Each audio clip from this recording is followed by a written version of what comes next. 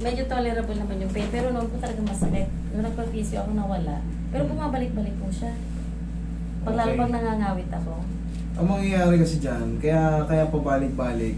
O, nung nagpa-pisyo kayo, okay naman. Ngayon, bumalik. Meron tayong tinatawag na cervical discompression. So, kung bumabalik-balik lang siya, palayain natin para i-decompress natin. Sige, gusto ka rin. Pamewang. Yan. Okay. Tigas sa misiko mo sa... Oh! Isa pa. Isa pa. Tigas mo. Misiko pa punta sa akin. Okay. Another side. Relax na.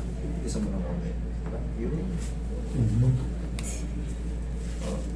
Yung kayang gawin. Grabe, ang lakas to. Lakas ang galing yun. Ang baba. Higa ka pa na gilid. Hindi ka makatulog masyado. Hindi po. Alam niyo anong sagot sa insomnia? Ano po? Ito, based on my own experience. Ang sagot sa insomnia, gumala. Kailangan, kumbaga mabago yung surroundings nyo. Kasi pagka ang palagi yung, siyempre, lahat naman tayo may problema eh. Paulit-ulit lang inaano natin. Ngayon, hindi, kung kailan magpapahinga tayo, iisipin na naman natin yung mga yan yung cause ng eh. Paano natanggal yung insomnia ko? Lumayas ako sa bahay. Dapa. Kailan pa yung insomnia nyo? Tagal na po. O, kita mo? Yun ang solusyon niya. Maniwala ka sa akin, gumala kayo. Mangyarihan ni Badjula. Gusto po kayo sa gitna, tapos taas yung pwede lang. Pero obserbahan nyo dahil na-reset kayo. Obserbahan nyo. Tignan natin kung ano yung makakalabasan. Sige, lagi sa tiyan. Yung kamay. Yung vertigo na yan, kaya kung ano yan. Believe me. I guarantee you. Kayang-kaya ko yan. Kahit gaano ka kasibir. Pag sibir na sibir ka, katulad ni ma'am, 20 years. Kung sibir na sibir ka, bigyan mo na ako kahit mga 3 shots. Pagka lumagpas ako sa 3 shots, iti-therapy kita habang buhay na walang bayad. Inhale. Exhale. Pero kaya natin yan. Diyan ka lang muna. Oh, huwag ka tatayo. Yan ang pinakamahalaga sa cervical discompression. Sarap. May Sarap ng tunog. may aahon dyan na, uy. Tapos si mamassage natin yung ulo nyo. Parang ma-reset ba?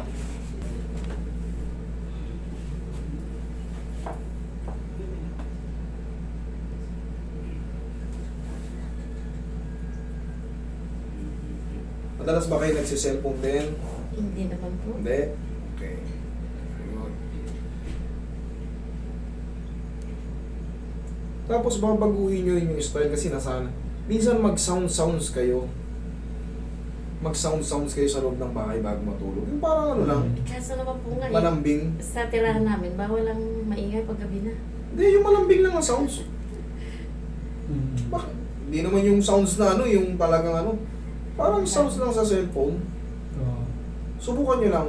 Kasi kailangan kinagawian nyo na. Isipin mo 20 years. Kumbaga, talagang na yan eh. Baka nga pag tao yan, may anak na yan eh. Oo po, matagal na. Baka hindi nga lang eh. Baka nga hindi nga lang kaya kailangan.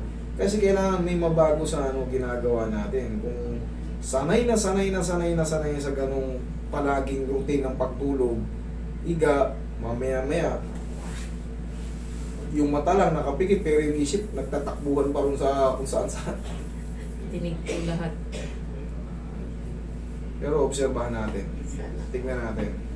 Si Sir pala ang makakaano niyan. Basta ikaw, lang. Wala lang. Gawin mo lang yung gusto mo. Si Sir ang makaka-obserba yan pag nakatulog ka ng Hirap po pag vertigo ang umatake. Kaya ko yan, vertigo na yan. Gaya nga ng sabi ko, I guarantee you, kahit gaano kayo kasibir, pumunta kayo rito. Napanood po nga po eh. Pumunta kayo rito. Bigyan niyo ako ng 3 session kung kahit yung sibir na sibir. Pag lumagpas ako sa 3 session at hindi ko natanggal, habang buhay ko kayong iti-therapy na walang bayad. Okay? Sige po. Pero 1 shot lang yan. Pag hindi kayo sibir, kaya natin yan. Ang dami ko nang napatunayan dyan. Ang dami kong video dyan na vertigo. Napanood po namin yung iba. Ang dami kong dyan.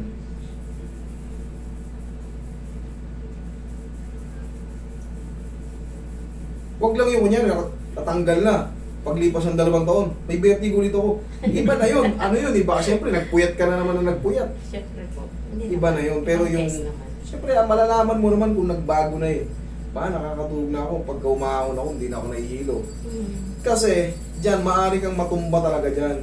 Yung biglaan mong tayo, Oo, parang kasi may para kang iitag nun. Ganun ang vertigo. Nalaglag talaga ako sa higaan. Bumagsak talaga siya eh. Pag bumigla kang kumilos, kailangan kasi mga a few seconds muna, upo ka muna bago biglang tayo. Kasi, yari ka dyan sa vertigo. Ganun ang vertigo, parang nadidelay yung diwa mo. Sakit ba ma'am yung... Hindi po. Okay. Sarap, di ba? Yan, sabi ko sa inyo. Kamasahin ko yung Tapos kain. ang pain tolerance ko.